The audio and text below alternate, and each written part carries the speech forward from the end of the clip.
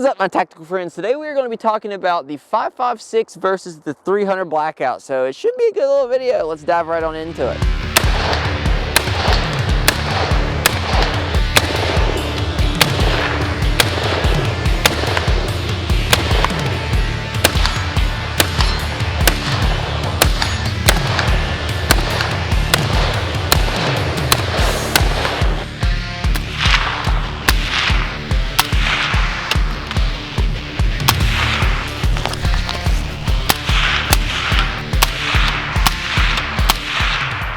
So, like I mentioned before the intro, we are going to be talking about the 5.56 versus the 300 Blackout. These are probably the two most common AR-15 calibers out there. I know there's a lot of other ones, but if you're looking at an AR-15 or an AR-15 pistol, whatever it may be, you're likely trying to choose between the 5.56 and the 300 Blackout. So today I'm going to kind of go over the differences of the two, and then kind of what my overall opinion is on each of them and which one you should pick up, or I'm rather going to let you decide, and I'm just going to lay the facts out on the table. All right, so a lot of this stuff is going to be from my personal experience. I have a plethora of both of them, and I've done a lot of shooting with them. I've ran them both suppressed. I've done everything you can think of. So we're going to talk about that, and that's kind of going to lead into my opinions on these two. Okay, so to start out, I'm going to tell you what 5.56 I have here. This is a Stag Arms 10.5-inch 5.56 pistol. I have another Radical 10.5 over there, and then this one right here is my 300 Blackout. This is kind of like my go-to for the 300 Blackout. This is a 7.5-inch Palmetto State Armory pistol. It's got a can on it, 10-inch can, and this is kind of the one I'm showing off today for the video. Okay, so let's start out by talking about price. Okay, so that's probably one of the most important things, at least it is for me, in terms of picking out a firearm, because I mean, I ball on a budget, and a lot of people are like, buy once, cry once, and I totally agree with that. I think that's a very good point to make. You want to buy something quality, but you also don't want to overpay. There's like a law of diminishing return when you start buying more expensive stuff, and you just don't get the quality out of it for the money. So I try to find good value priced firearms that are built well and work well. So 300 Blackout typically is a little bit more expensive than a 5.56. So if you go to Palmetto State Armory's website, 300 Blackout will be a little bit more expensive than a 5.56. I'd say like 50 to 100 bucks. The Stag, I know they sell it in 300 Blackout. I'm not 100% sure the price, but I'd have to, if I had to guess, I think the Stag would be about the same. There's not too much of a difference, but it is there. 300 Blackout is a little bit pricier. That leads into my second point, is ammo availability. Okay, so 300 Blackout will not only be a pricier ammo, it'll also be a harder ammo to source. 5.56 is everywhere. You can find steel case 5.56, brass 5.56, hunting rounds for 5.56, soft point, whatnot, everywhere under the sun. 300 Blackout, not so much. Sometimes you can walk into your local gun store and pick up a box of 300 Blackout and walk out, and sometimes you can't find it anywhere. So that is a big problem that I have with the 300 Blackout, is the ammo availability and the quality of ammo. So sometimes you can find it, but sometimes it's not the best quality of ammo. If you're looking for hunting rounds especially, that can be a really hard thing to come by. So that's really something to keep in mind. If you're looking like a price per box, I think 5.56, if you pick it up on the internet, you can find $6 a box. 300 Blackout's going to be at least $10 to $15. I mean, the price varies a lot for 300 Blackout, and I'm talking steel case. I'm not talking the nice stuff. If you want to shooting some quality ammunition, you're looking at $30 a box easy for 300 Blackout, and about $20 a box for 5.56. Okay, so let's talk about what you can do with the calibers, because that's another big thing somebody that's buying these two calibers would consider. Okay, so we'll start 5.56 here. A very small projectile. It's fast moving, and it's very powerful. I mean, 5.56 223 has been widely adopted by the military and armed forces and police forces, all kinds of people use the 5.56. Now they might shoot a little bit hotter round than we have, but for the most part, they are using 5.56. That's their go-to. Okay, so you can do a lot with it. Most states don't allow you to hunt with 5.56, which is very unfortunate. I think if you can hunt people with it, you should be able to hunt deer with it. Virginia being one that won't allow it. So it is a drawback to, usually what you use for 5.56 is small game like coyotes, varmints really is what 5.56 is limited to in a lot of states. And I know a lot of states you can hunt deer with it, and if you can, that's a big plus, okay? So that's kind of what you're limited to on like the hunting side of things. Not a lot, but self-defense is there. You can use this thing for self-defense. I mean, you can get it in a little small package like this right here. You can get it in a rifle. It's a blast. That's a fast-moving bullet.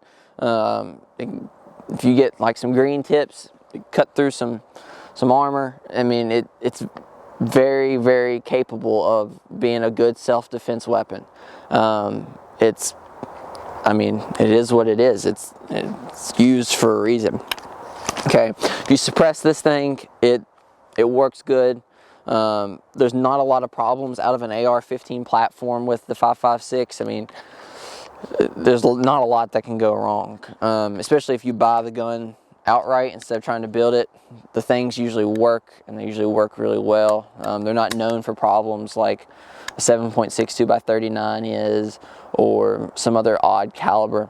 So that is a plus side to a 5.56, is being able to use it for a lot of things and not really having to worry about it.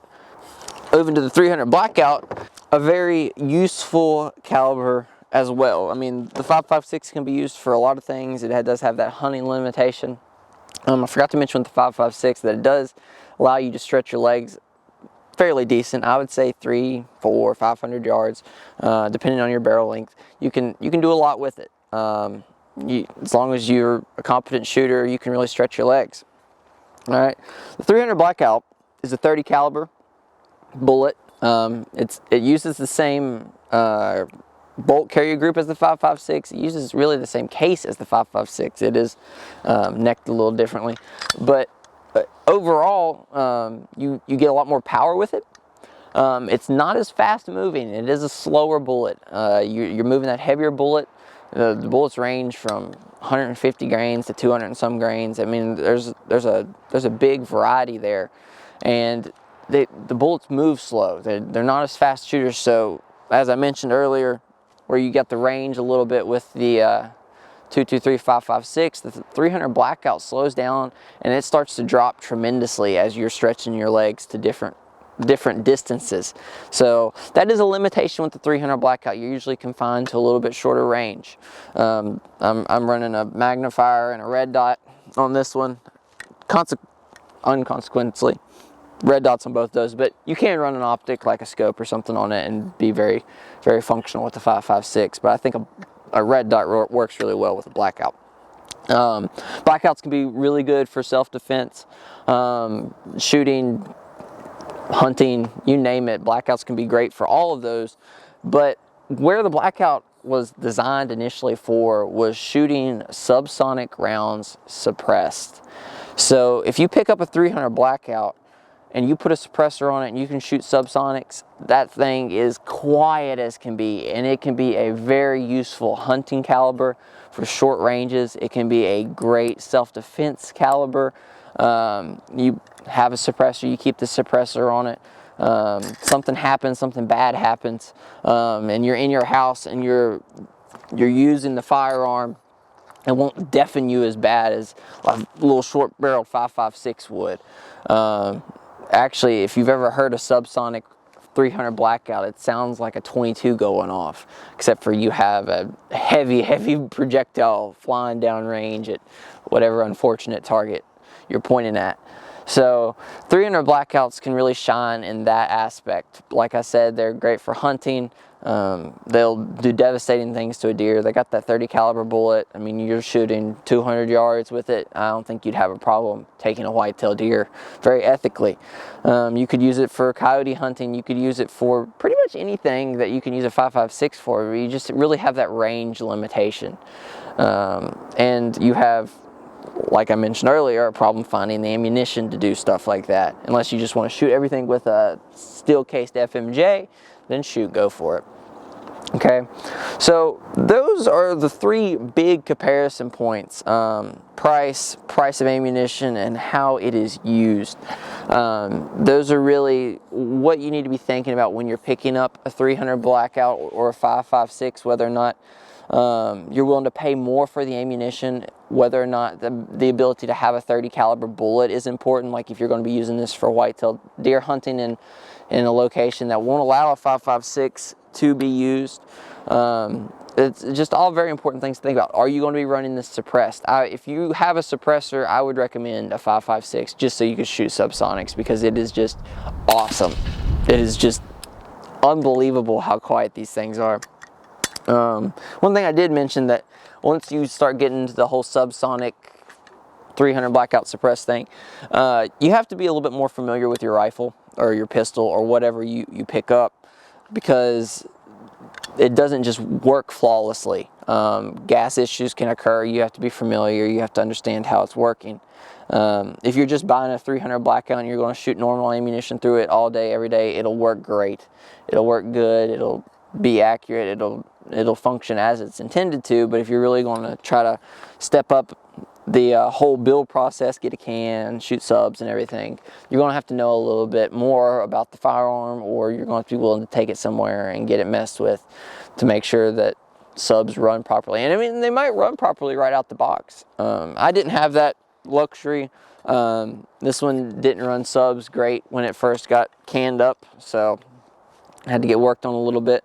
But that's one of the downsides to a 300 Blackout, or potential downsides. Okay, so it's really up to you whether or not which one you want. For me personally, I think a 5.56 is a better option. If you're looking to buy a AR-15 just for hunting, I wouldn't say a 300 Blackout is the best unless you are running it suppressed. If you're running it suppressed, then go for it. But I think there are better calibers out there in terms of, if you're just looking for hunting, AR-15 caliber that's reliable, good shooting, I think a Grendel's better. Okay, but if you have a suppressor, you're able to run suppressed, you're using for home defense, 300 Blackout's a great option. 5.56, if you're doing predator hunting, or if you're doing just straight home defense, you're looking for something you can shoot a lot, something that's cheap, reliable. 5.56 is really, really hard to beat because of how available it is, how inexpensive it is to get into, and just how good the cartridge is in general. So consider all that when you're picking it out. Comment down below what you wanted, like what you decided, because I'd love to hear from you. Follow me on Instagram, shoot me a DM, let me know, ask me advice on what gun to get, whether or not I think it's a decent gun. I'd love to help you out. Feel free to message me. I respond to most every single Instagram DM if I can. So check me out there. I post all kinds of cool stuff, like photos of everything I'm working on. So it would mean a lot. Other than that, I really appreciate you guys for watching. I'll see you on the next one. As always, take someone outdoors. Peace.